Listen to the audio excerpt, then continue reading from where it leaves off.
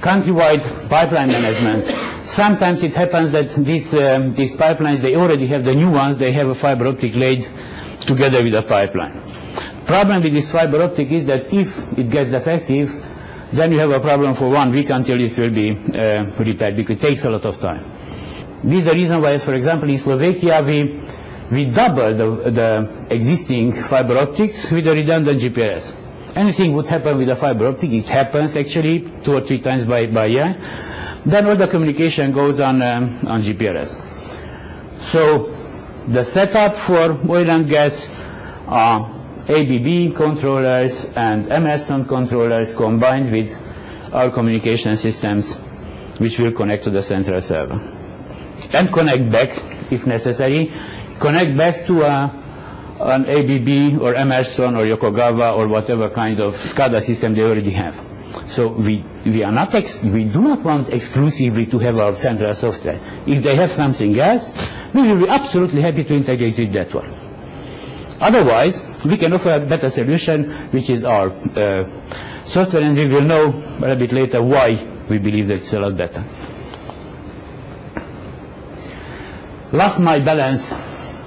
This is a concept actually invented by us. Last mile balance means actually the losses of energy and water and gas in the last mile of distribution.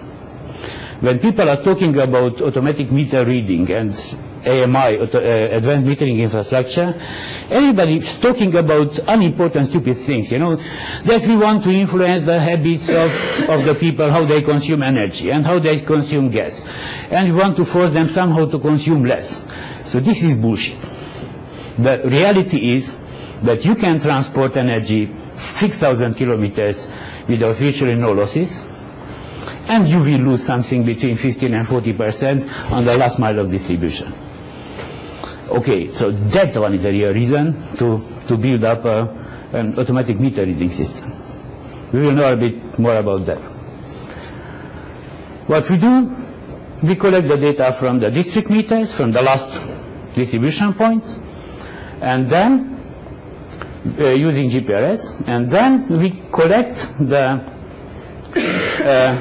data from all consumers, including households. There is no elegant solution for that, just the difficult one, but this is the challenge here. So I have to collect all my consumers from a certain district, compare the sum to the district meter, and then I will have the shock to see how much I lose. And when I see how much I lose, then I can discover where I lose it, and then I have to monitor for several years, actually endless, just to keep it under pressure and keep it as low as possible. I just some number from some countries. Some countries they are losing 40% of electricity, 40.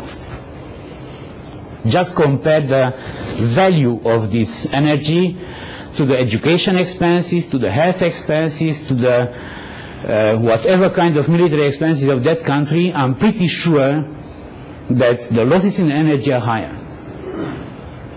So it really makes sense. If we ever had a challenge in front of us as engineers, then this is the one.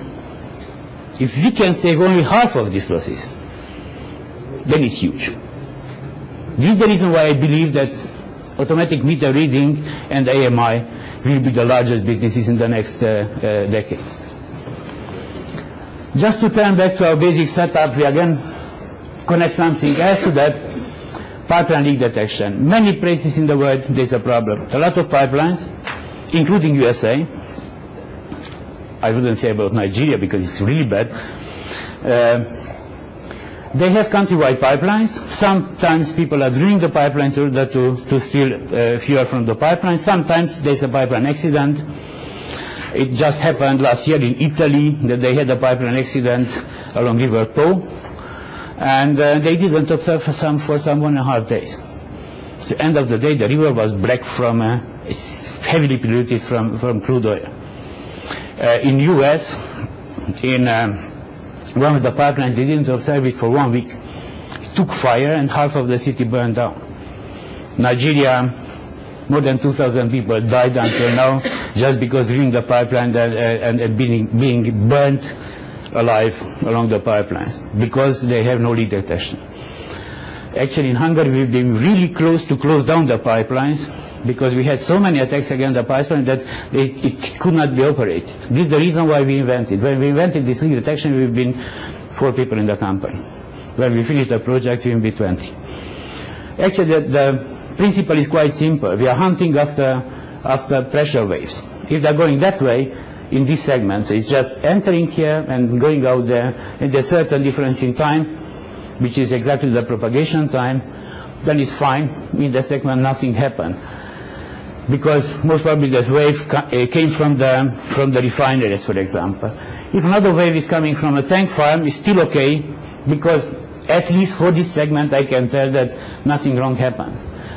But if I have such a figure, that this pressure wave is going this way, that one is going that way, it's clear that the pressure wave started from somewhere from the middle of the field. Actually, there is no physical reason why a pressure wave should start from the middle of the field, except a pipeline accident, except a drilling, except corrosion leaks, whatever kind of losses I can have along the pipeline. It's simple like that, apparently. But for this, I have to take at least 5,200 pressure measurements by second with both transducers in order to detect the direction of the pressure wave. And I have to detect extremely small pressure waves. Okay, we will talk in details about that tomorrow.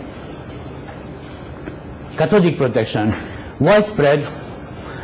I would say we do not do something very special compared to other companies, except that we do not only control the cathodic protection stations, we also control the middle of pipelines sometimes. And we can prove, and we can document all the time, the complete length of the pipeline was protected. Actually, the second thing what we can do is that we can operate, remotely set up these cathodic protection stations to work on the limit. So everything should be protected, but should consume as less electricity as possible. If you do that calculation, it turns out that the investment for such a system will pay back in less than 1 year, just from the savings of energy. And secondly, just imagine we had a case in one of the countries when some very knowledgeable guys, they managed to connect inversely the cathodic protection at 120 kilometers of pipeline. In less than 1 year time, they had to replace the complete 120 kilometers of pipeline.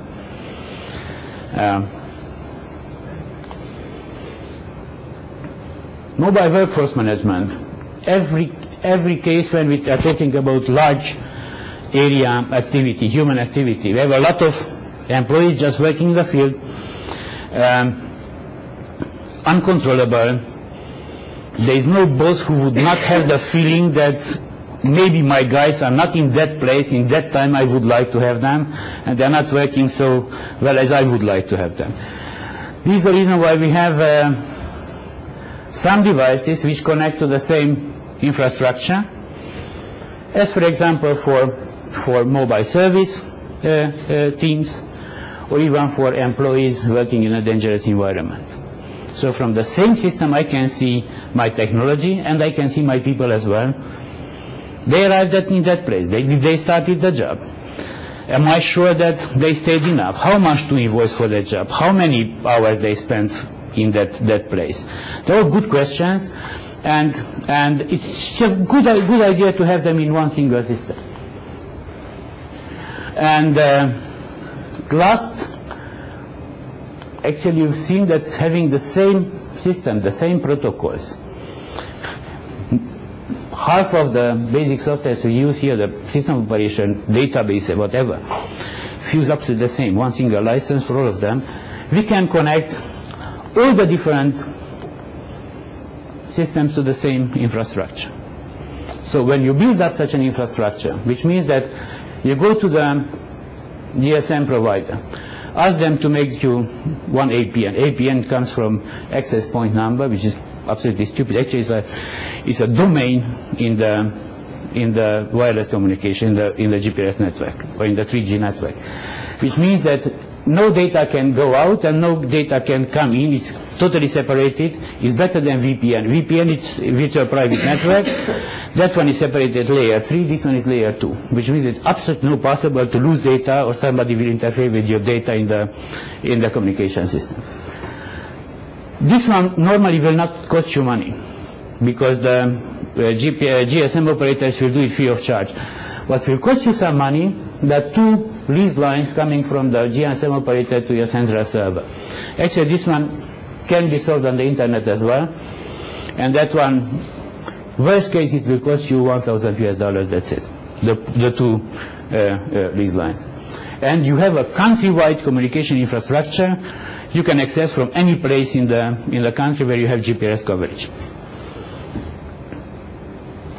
As products get close to something real, we'll talk about these products in the next days, even in details. But we have a set of products for metering, AMR and AMI. We have a set of products for gas, including transducers. We have another set of products for cathodic protection, for workforce management, and maybe some more. And we have a set of software applications and server solutions for central applications. For all of these solutions we will talk about. So we have the full architecture from the sensor to the top software. The reason why we have that is that my ambition was all the time not to master completely even the last bit of what we sell. I'm responsible for everything we ever sold in our lives until the end of my life. No? So it's not until the end of the warranty period, which means that I must have control. We as CASON, we should have control to anything what we offer to you. Last bit of firmware, last bit of software. And then you won't have surprises and we will not have surprises. We've been system integrators for many companies, and I remember some good nights when we've been giving phone calls to US for ABB, that guys, we would like to change the bloody ABB logo from your report, because this is a pharmaceutical company and they would like to have their own logo there. It took us 3 months. And it's unimportant small stuff. Yeah? So this is what we want to avoid. And there were some more serious ones. Okay, with us, having full control of everything which is software and actually everything which is hardware on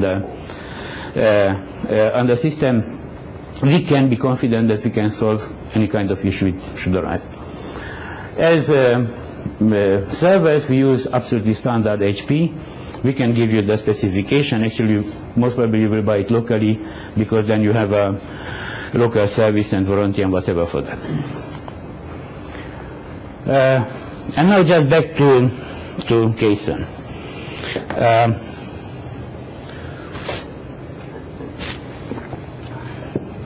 If you want to know in details how the way we are thinking and the way we develop our strategy, you can find these books on the internet. One is the Blue Ocean Strategy, and the second one, I would advise you to start with the first one, Rules for Revolutionaries, from Guy Kawasaki. There is one of the best books I ever seen in my life. Actually, when I read these books, I recognized ourselves in every sentence in the book. So it didn't happen inversely that I read the book and then I made the company to work that way. The company was running for 15 years when I first found these books. These Rules for Revolution is really fantastic. Guy Kawasaki was the development manager of Apple in the times they made the first Macs.